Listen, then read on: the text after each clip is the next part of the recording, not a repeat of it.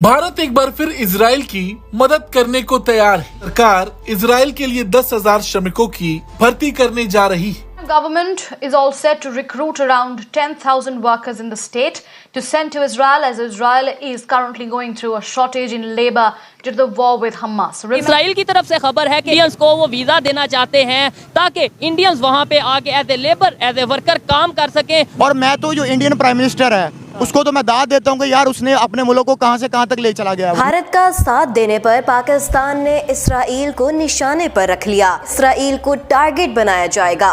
जैसे देखिए अब इसराइल के अंदर मजदूर जा रहा है इंडिया का, तो उसमें इंडियंस को फायदा होगा। लेकिन फिर ये चीजें चीमा साहब, ये सारी चीजें उस वक्त होती हैं जब आप नेशनलिस्ट हो, जब आपने पाकिस्तान को बचाने के फैसले करने हो, जब आपके ज़हन में ख्वाहिश ये हो कि आए पाकिस्तान को बचाएं, आए पाकिस्तान को बचाएं।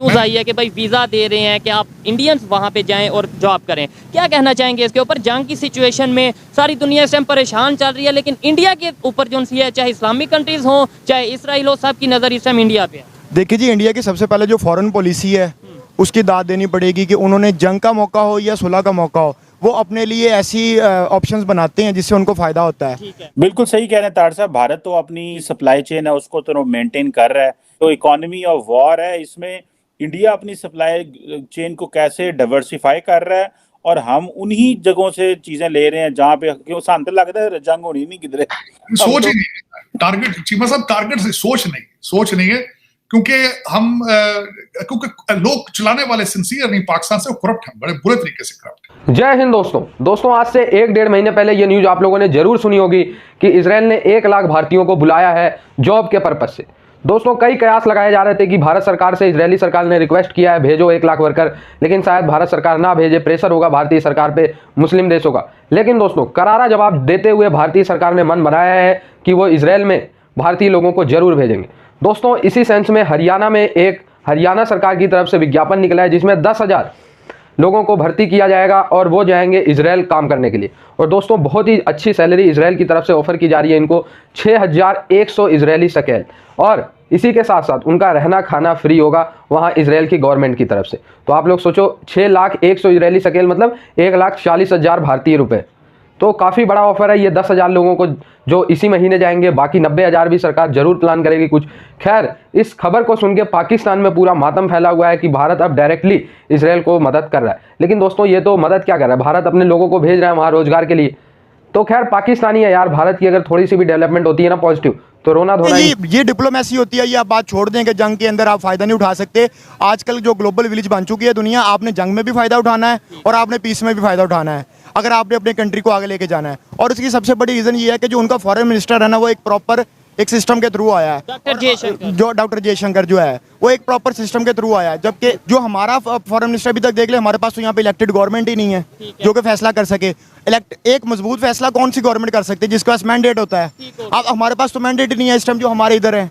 और इनका जो किरदार रहा है ना पिछले 74-75 सालों में, मैं पहले भी वीडियोस में बता चुका हूँ, मैं मजीद उस टॉपिक में नहीं जाना चाहता, लेकिन मैं आपको इतना सिर्फ बता देता हूँ कि अगर आपने दुनिया के अंदर एक इम्पैक्ट पैदा करना है तो सबसे पहले अपने आप को इकोनॉमिकली स्ट्रॉन्ग करें, अपनी पॉलिसीज को बेहतर करें, एक पॉलिसी बनाएं। आपकी क्या पॉलिसी? अब मुझे बताएं, रशिया और यूक्रेन की वार के अंदर पाकिस्तान के आर्मी चीफ की क्या पॉलिसी थी, पाकिस्तान के प्राइम मिनिस्टर की क्या पॉलिसी थी? आपस में दोनों एक पेज पे ही नहीं थे। अब मुझे बताएं, जब प्राइम मिनिस्टर जो है वो रशिया का दौरा करने का। अच्छा दिलशाद भाई, आज थोड़ी सी हट के बात करेंगे। नो डाउट इस टाइम जो पूरी दुनिया में इस टाइम सिचुएशन चल रही है, इसराइल हमास को लेकर पूरी दुनिया बात कर रही है, लेकिन इसके ऊपर जब गजा में हॉस्पिटल के ऊपर अटैक किया गया तो तब इंडिया ने हेल्प के लिए, यानी इस फलस्तीन या गजा की भी वो हेल्प कर रहे हैं, जहाँ पे गलत होता है, इंसानियत के अगेंस्ट होता है, वो वहाँ पे हेल्प करते हैं, ठीक हो गया। और इसराइल के साथ तो वो ओपनली खड़े हैं। फिर उसके बाद क्या कहना चाहेंगे इस टाइम पाकिस्तान की अगर सिचुएशन देखें जो सबके सामने है कि हम यहाँ पे जज्बाती नारे, यहाँ पे हम तकरीरें कर रहे हैं, हमारे मौलाना हजरात पता नहीं कितने कितने जज्बाती स्टेटमेंट दे रहे हैं, लेकिन मैं तो इनको इतना कहूँगा, चाहे इन लोगों को बुरा लगे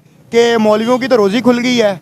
अब मैं यहाँ से अगर 20 किलोमीटर फासला तय करता हूँ तो 4 कैंप लगे होते हैं कि फलस्तीन के लिए चंदा दो, और वो चंदा कहाँ पे जाना हमें पता है। वहाँ पे क्रूजर खरीदी जानी है, 6 गार्ड रखे जाने हैं, वहाँ पे वो चंदा जाना है। तो मैं आवाम से यही अपील करूंगा, खुदा का वास्ता इन लोगों को पैसे ना दे, इन्होंने अपनी तोंदे बढ़ानी है। और बिल्कुल सही कह रहे हैं तार साहब। भारत तो अपनी जो ऑयल की सप्लाई चेन है उसको तो मेंटेन कर रहा है।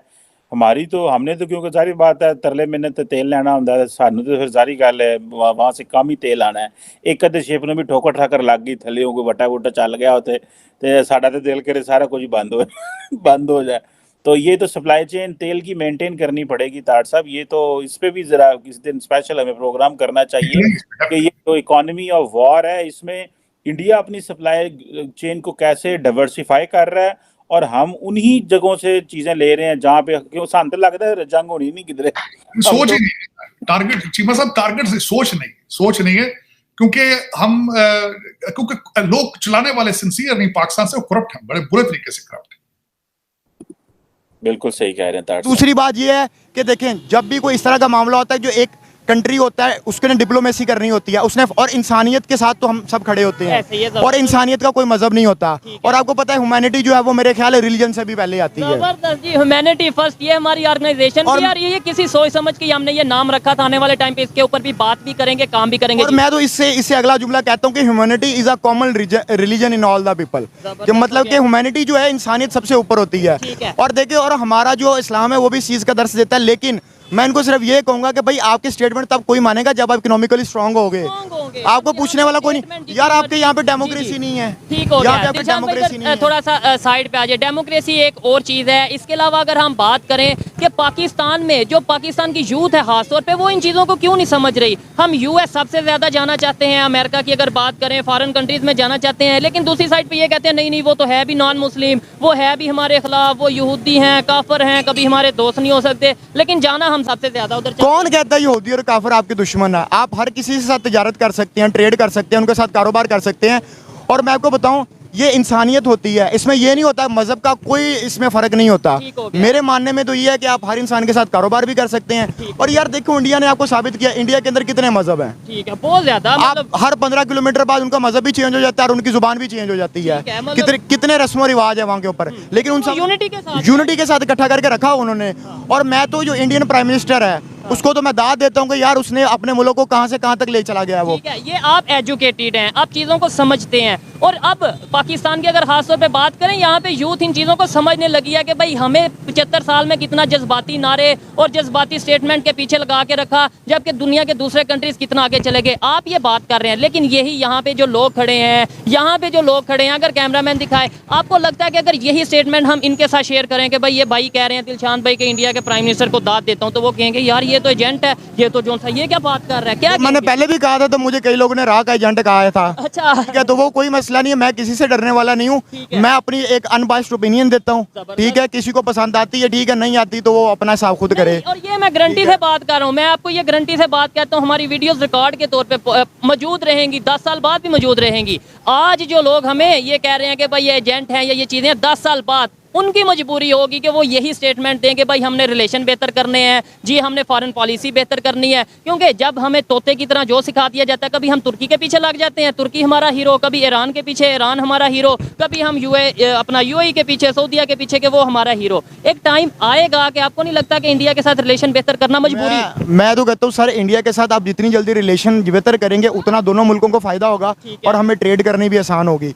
अब देखिए हमने पिछले 74 साल से जंग खेल लिया कुछ नहीं मिला हमें और ना इससे चीज़ों को रिजल्ट निकलना है तो इंसान के बच्चे बन के अपने रिलेशन बेहतर करें। और देखें इंडिया और पाकिस्तान मैं तो हमेशा कहता हूँ कि टेबल टॉक हो। तो दोस्तों इजराइल ने 1 लाख भारतीयों को मंगाया था और 10,000 भारतीय इस महीने जाएंगे इजराइल और मैंने आप लोगों को बताई दिया अच्छी खासी सैलरी होगी।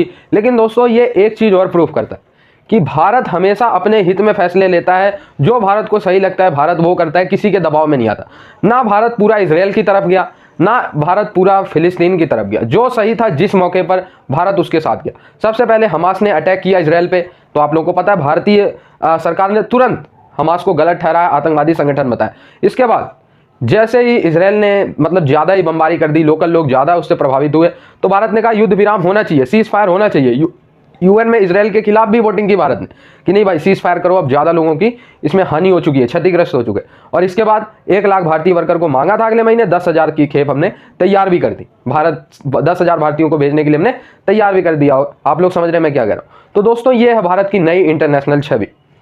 कहाँ एक टाइम था कि किसी भी सिचुएशन में कई देशों में दोस्तों टू बी वेरी ऑनेस्ट आज से 8-10 साल पहले कई देशों में भारतीय बांग्लादेशी और पाकिस्तानियों को एक जैसा समझा जाता था, कोई डिफरेंट नहीं होता था इनमें।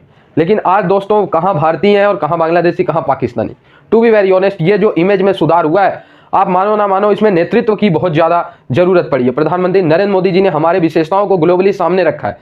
पहले हमारे लोग क्या मेहनत नहीं करते थे, बिल्कुल मेहनत करते थे, लेकिन उनको कोई बताता नहीं था।